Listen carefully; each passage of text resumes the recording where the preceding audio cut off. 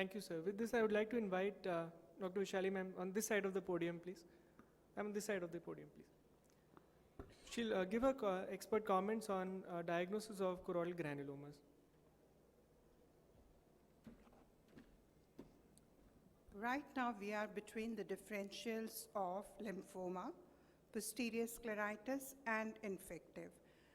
Lymphoma, I will not consider as the first differential if it is primarily involving the choroid, because it is primarily when we see the lymphoma, at least in our experience, primary vitreoretinal lymphomas, they produce subretinal precipitates, and you see the bumpy RPE.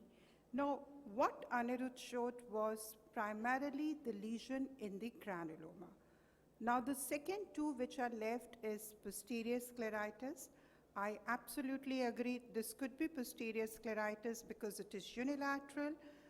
It is pushing the choroid and everything forward, and we also have those pinpoint spots. So I think it is important the next time we see these patients, we get an ultrasound done to look for T sign. The third, when I saw those pinpoint spots on fluorescein, I said, is it VKH? But it is unilateral and it is not really behaving like VKH on response to therapy. So the job Anirudh gave me is, how would you know? And Dr. Shangaman said that you have to know whether it is infective or non-infective before you start empirical therapy. So what are the pointers that it could be infective? Number one, you are seeing cells and flare in the anterior chamber. Number two, you are seeing cells in the vitreous.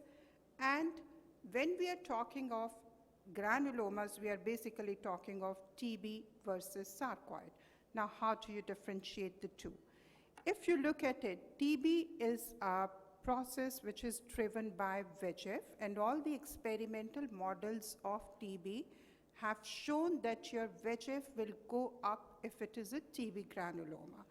Now, if you see these lesions, hemorrhages, which we very fondly call RAP, think of TB as a possibility. It's very strongly going to be TB because sarcoid granulomas do not produce these new vascular lesions, or these RAP are hemorrhages. This is another example of TB granuloma. Now, this is again a granuloma, and it is producing a lot of exudation. But again, I would like to draw your attention to this small little hemorrhages on top of it. So the moment you see a RAP with a granuloma, always rule out tuberculosis.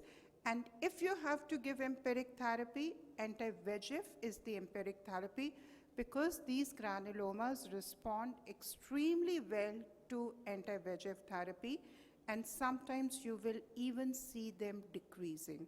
However, if it is TB positive, you would like to add anti-TB drugs to take care of the future recurrences. Pay attention to the kind of the OCT, because lymphomas are going to have sub-RP deposits, metastasis, Dr. Mahesh said beautifully, will have a lot more exudation than you would suspect. TB and sarcoid would have a focal elevation, and VKH will have the stromal, diffuse kind of infiltration. They will not produce a focal bump like this, and you can see this responding to bevacizumab followed by prednisolone. I don't think I have time to show a case, so we will take up questions from the house because it is an interactive session. So at this point, I would like to invite any questions from the audience if you have any questions. While I invite